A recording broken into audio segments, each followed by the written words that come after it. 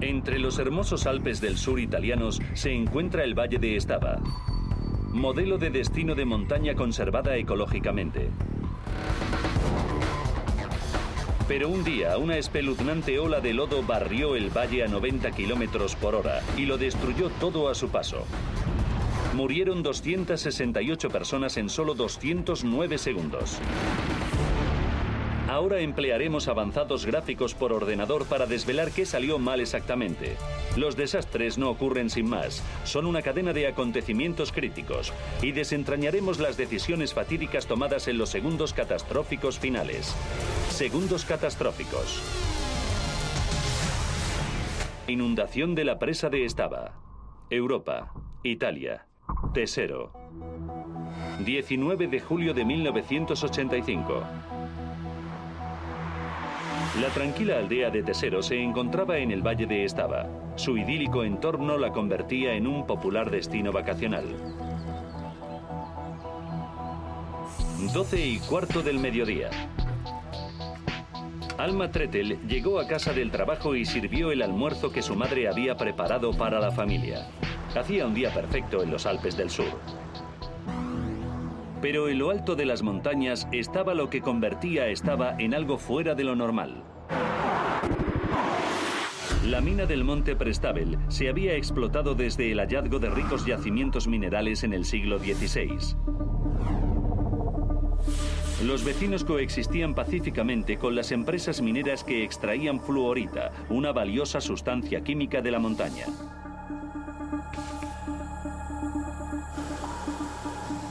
La extracción de fluorita de la montaña producía grandes cantidades de desechos en forma de arena y agua.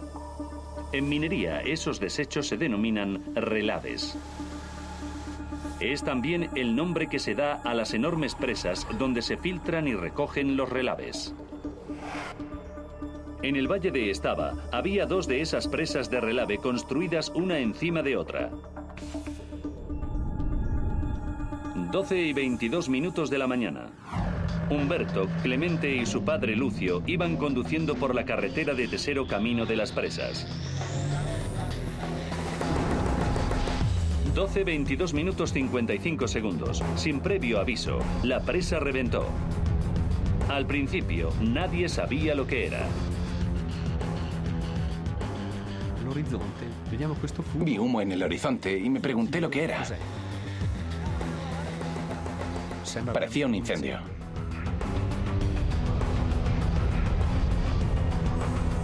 (12:23:25). 230.000 litros de barro, arena y agua de las dos presas se vertieron sobre el valle. El pueblo de Tesero se encontraba a solo 3,5 kilómetros, en mitad de su trayectoria. A las 12:23:45, la colosal avalancha de lodo barrió la pequeña aldea de Estava, donde más de 100 huéspedes de un hotel se encontraban almorzando. Murieron todos de un solo golpe. La avalancha de barro se dirigió después a 90 kilómetros por hora hacia Humberto, Clemente y Lucio de Florian. A las 12:25, la ola de barro arrasó Tesero. Alma Tretel estaba en casa almorzando con Marco, su hijo de 4 años, Stefano, su marido, y María, su madre. Oyó un ruido atronador. Nada más asomarme al balcón, vi lo que se acercaba por la carretera.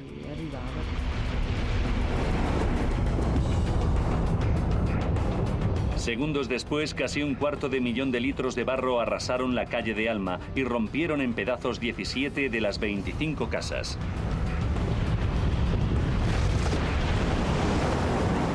La devastación continuó a medida que la avalancha de barro seguía el camino más rápido montaña abajo. Edificios enteros, calles y bosques quedaron destrozados. 12:25:44. El antiguo puente, que llevaba en pie casi 10 siglos, quedó casi completamente destruido. Finalmente, 40 segundos después, todo había acabado. El barro se estrelló contra el lecho del valle, donde perdió impulso y fue a parar al río Avisio. La catástrofe solo había durado 3 minutos, pero dejó una estela de 5 kilómetros de caos. El hermoso valle de Estava había quedado reducido a escombros.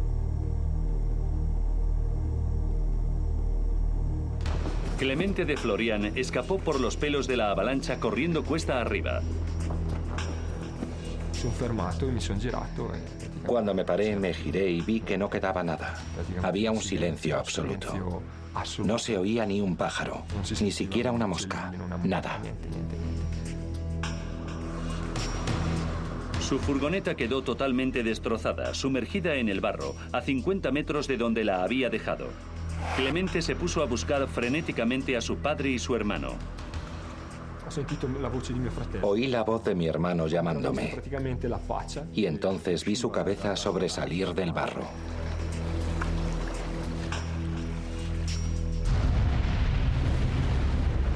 Mientras tanto, a 100 metros de distancia, el escultor local Giuseppe Mich vio los daños desde la ventana de su taller y acudió a socorrer a la gente. Fue uno de los primeros rescatadores en llegar. Vi una figura humana, tumbada, abrazada a un árbol. Cuando habló, me acerqué y reconocí la voz. Era Alma Tretel. La fuerza de la avalancha de barro había catapultado a Alma desde su balcón del primer piso. Giuseppe la encontró a 300 metros de donde había estado su casa. 1 de la tarde, media hora después del accidente, los bomberos locales, los equipos de rescate alpino y la policía ya se encontraban en el valle, pero apenas eran necesarios. De los 281 desaparecidos, solo 13 personas fueron halladas vivas. 89 hombres, 120 mujeres y 59 niños perecieron en la avalancha de barro. Se perdieron un total de 260 vidas. El marido de Alma, Stefano, su madre, María, y su hijo de 4 años, Marco, se encontraban entre ellos. Fue una de las peores roturas de presas de la historia. 3 semanas después, la operación de rescate se dio por finalizada. Cuando comenzaron los funerales, el pueblo de Stava estaba traumatizado. Toda Italia se conmovió profundamente por la pérdida. No solo una, sino 2 presas habían reventado. Averiguar por qué era una prioridad nacional. Ahora repasaremos los acontecimientos de aquel día nefasto y profundizaremos en la investigación para descubrir qué ocurrió en realidad. El día de la tragedia, los tribunales regionales iniciaron una investigación para determinar los sucesos exactos que condujeron al desastre. El profesor Pietro Colombo, experto en avalanchas de barro, dirigió el equipo de investigación. El profesor Colombo se centró de inmediato en las 2 presas. ¿Qué provocó que reventasen? Los primeros datos apuntaban a que se trató de un fenómeno natural. En el cercano Cavalese había un sismómetro. Los investigadores examinaron las lecturas del momento exacto en que reventó la presa, las 12:22 del mediodía.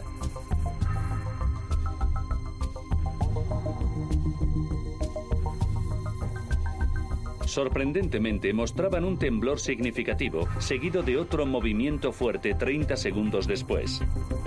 Otros sismógrafos de la región apenas registraron el temblor o ni siquiera lo registraron. Resultaba muy extraño y significaba que los temblores estaban muy localizados, demasiado localizados para ser un terremoto. Entonces, ¿qué causó la lectura de los sismómetros con 30 segundos de separación?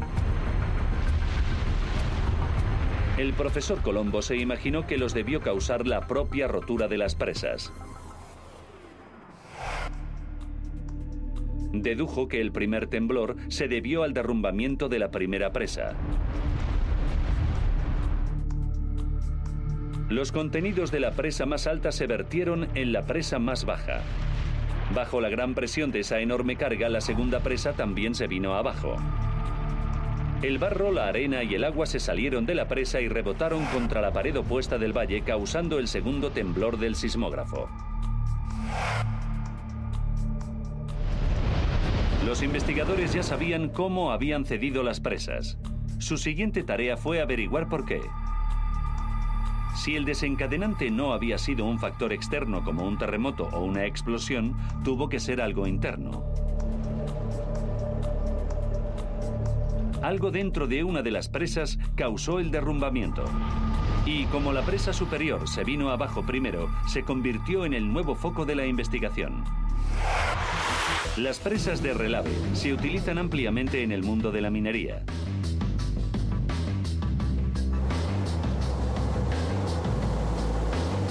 La producción de fluorita requiere grandes cantidades de agua que supone el 95% de todos los desechos del proceso.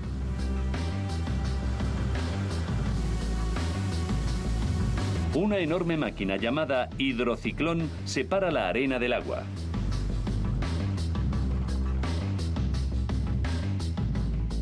La arena se acumula en las paredes de la presa. El hidrociclón bombea agua en el centro de la presa y crea un embalse. La seguridad de la estructura depende de la pared exterior de la presa que, como un castillo de arena gigante, permanece seca y sólida. El líquido del medio se drena lentamente a través de grandes cañerías. Los investigadores descubrieron que la empresa minera llevaba un registro detallado del mantenimiento de ambas presas. Lo examinaron y efectuaron un avance. En enero de 1985 se produjo una pequeña avalancha de barro en la pared exterior de la presa superior. Provocó un agujero gigante en la pared, un hueco de 20 metros por el que se salía el agua. Continuó hasta marzo, cuando la empresa minera efectuó una reparación de emergencia. En mayo se efectuaron más reparaciones y se drenó tanto la presa de arriba como la de abajo. La empresa minera no reanudó su funcionamiento hasta el 15 de julio de 1985, 4 días antes de la tragedia. En ausencia de cualquier fuerza externa como un terremoto o una explosión subterránea, la única explicación del hundimiento de la presa era el debilitamiento de la pared de la presa causado por el agua en su interior. En el momento en el que hay una cantidad significativa de agua deslizándose por un costado de la presa, esta se desestabiliza inmediatamente, dando como resultado el derrumbamiento. Se puede llevar a cabo un sencillo experimento en la playa con un cubo y una pala para demostrar que cuando se añade agua, la arena mojada es mucho menos estable que la arena seca. Y ese fue el problema en este caso en particular. La pequeña avalancha y el subsiguiente agujero que había aparecido en la pared de la presa superior 6 meses antes constituía prueba de ello. El equipo de investigación ya estaba seguro de que la presa superior se vino abajo como un castillo de arena.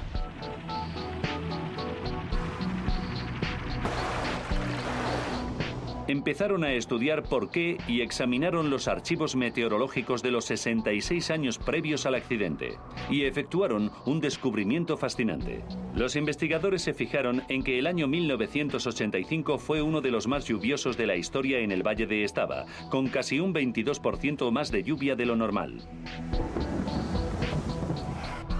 Era una buena pista para el profesor Pietro Colombo. Estaba seguro de que la plusmarca de pluviosidad jugó un papel importante en la crecida del nivel del agua. Pero no estaba seguro de que fuera el único factor concluyente. Los investigadores necesitaban desesperadamente una nueva pista y se concentraron en el corazón del accidente, las propias presas. La brecha de la presa superior era claramente visible, pero la presa y el embalse inferiores estaban totalmente destruidos. Tras registrar 360 toneladas de barro, sedimentos y escombros, encontraron una pista entre los restos de la presa de arriba. Era la tubería de drenaje y estaba rota. Ahora ya tenían algo. La examinaron más de cerca y revelaba señales cruciales de una reparación anterior. Se había sustituido una sección de tubería. Pero durante los años transcurridos desde la reparación, el peso de los desechos mineros o relaves acumulados encima la habían combado. Al final acabó soltándose de los puntos de anclaje, se abrieron huecos y resultó inservible. Los investigadores se dieron cuenta de que la culpa la tenían las reparaciones de emergencia que la empresa minera había comenzado 2 meses antes del desastre. Para llevar a cabo esas reparaciones, la empresa minera tuvo que vaciar cada embalse. Pero 3 semanas antes de que reventasen, los embalses se habían vuelto a llenar. Y 4 días antes los habían puesto en marcha. Bombearon desechos a la presa, pero la tubería rota no pudo drenar el exceso de agua. Y entonces la pluviosidad y el agua del deshielo se encontraban en su punto máximo.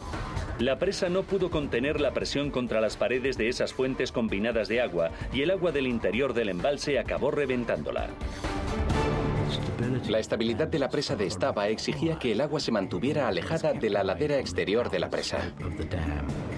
Si el agua se acercaba a la ladera exterior de la presa, su derrumbamiento era inevitable. Al final, algo tuvo que ceder.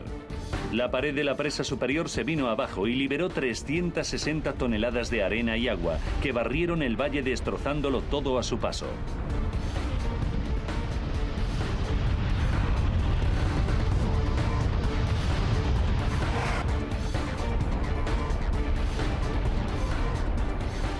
Los investigadores ya comprendían la cadena de sucesos críticos que habían causado la catástrofe.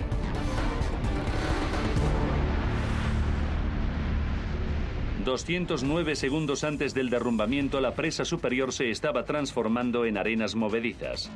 Los granos habían perdido la capacidad de mantenerse unidos como una estructura sólida. 198 segundos antes, el denso líquido ya estaba vertiendo desde la presa de arriba a la presa de abajo, que estaba peligrosamente sobrecargada. 179 segundos antes del derrumbamiento, la presa inferior estaba a punto de reventar. Se vino abajo y liberó los relaves licuados. 159 segundos antes, la avalancha de barro alcanzó el pueblo de Estava, a 800 metros de distancia, y destrozó 24 casas y 3 hoteles, donde más de 100 turistas se encontraban almorzando. Perecieron todos. 99 segundos antes del desastre, la ola de barro llegó a las afueras del norte del pueblo de Tesero. Humberto y Clemente iban en la furgoneta de su padre por la carretera del valle. Mi padre no malgastó ni un segundo. Nos dijo, salid, rápido, corred cuesta arriba. Humberto y Clemente escaparon, pero la ola, que viajaba a 90 kilómetros por hora, mató a su padre, Lucio. 79 segundos para el desastre. La avalancha alcanzó la calle donde vivía Alma Tretel y arrasó 17 casas. Escuchó un estruendo y salió al balcón, desde donde vio la cascada de barro que bajaba por la calle. No tuve tiempo de decir ni una palabra antes de que la casa se hundiera bajo mis pies. Cuando la casa se vino abajo, Alma salió lanzada desde el balcón y aterrizó a 300 metros de distancia. En solo 3 minutos y medio, 230.000 metros cúbicos de barro, agua y escombros habían devastado un área de casi 44 kilómetros cuadrados. ¿Había sido el desastre de Estava un incidente aislado? El profesor Colombo quería averiguarlo. Recurrió a los registros de mantenimiento de las 2 presas de Relave. Su investigación obtuvo unos resultados impactantes. En 1974, el municipio de Tesero ordenó a Fluor Mine, la empresa que explotaba la mina, que efectuase una inspección. Los resultados de las pruebas mostraron que el ángulo de la ladera de la presa superior era excepcionalmente elevado y su inestabilidad se acercaba a un nivel peligroso. Al ingeniero que llevó a cabo esas pruebas le sorprendió que las presas no hubieran reventado antes. Debería haber servido de advertencia. Pero no se hizo nada. La situación se ocultó y se siguió trabajando con normalidad. Eso ocurrió 10 años antes del desastre. El hallazgo empujó a los investigadores a profundizar en el tema y descubrieron todo un catálogo de errores. El suelo era totalmente inadecuado para sostener las presas. El terreno era demasiado pantanoso para permitir un drenaje correcto, un requisito esencial para su adecuación. Sin un drenaje adecuado, las paredes no podían secarse ni permanecer sólidas y estables. Y lo que era más, los cimientos de la presa superior se habían construido parcialmente sobre la presa inferior. Significaba que la presa de arriba estaba edificada en parte sobre el barro húmedo de la presa de abajo, en lugar de sobre suelo sólido. Pero lo más asombroso de todo era la reparación inadecuada de la tubería rota de la presa superior. Con tantos problemas, era solo cuestión de tiempo que las presas de la mina sufrieran un accidente. Estaban construidas al límite de su capacidad y de su estabilidad. La más ligera alteración podía causar que reventasen. Es sorprendente que la estructura no se viniera abajo mucho antes de lo que lo hizo. Los hallazgos de la investigación eran lo suficientemente concluyentes como para presentar cargos. El juicio tuvo lugar en 1988. El proceso del Valle de Estaba tardó 7 años en completarse. Al final, 10 personas, 8 de las 5 empresas que habían explotado la mina desde la construcción de la presa superior y 2 miembros del Consejo Regional a cargo de la seguridad en las minas, fueron declarados culpables del desastre y de homicidio múltiple. Todos fueron condenados a penas de cárcel. Hoy Alma Trettel tiene que vivir con la pérdida de su hijo de 4 años, Marco, su marido Stefano y su madre María en la tragedia. Estuvo a punto de morir ella misma, pero no siente rencor hacia los responsables del desastre. Creo que no soy quien para juzgar a esos hombres. Ni siquiera me lo planteo. Antes estaba indignada porque pensaba que era su deber efectuar revisiones de seguridad y no las habían hecho. Si lo hubiesen hecho, no habría ocurrido nada. Pero si sintiera rencor hacia esa gente durante el resto de mi vida, acabaría sintiéndome mal yo misma. Así que le dije a Dios que se los dejaba a Él, que lo ponía en sus manos. Alma Trettel pasó meses en un hospital recuperándose de sus múltiples heridas, pero ha tardado mucho tiempo en rehacer su vida. Pasé 5 años realmente duros, pero luego conocí a mi actual marido y recuperé un poco de esperanza. Vi más luz al final del túnel de la que veía antes. Luego tuvimos 2 hijos y ahora estoy contenta por cómo he rehecho mi vida.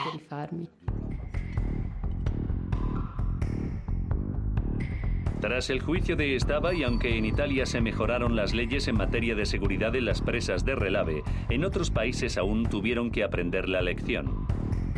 Desde 1985 se han producido no menos de 33 accidentes similares en todo el mundo, 8 de ellos en Estados Unidos. En Estaba la mina no volvió a reabrir después de la tragedia, pero tras una exhaustiva restauración, el valle ha recuperado su antigua belleza. Los turistas han regresado y los vecinos han contribuido a reconstruir su comunidad y han recobrado su tranquilo e idílico estilo de vida.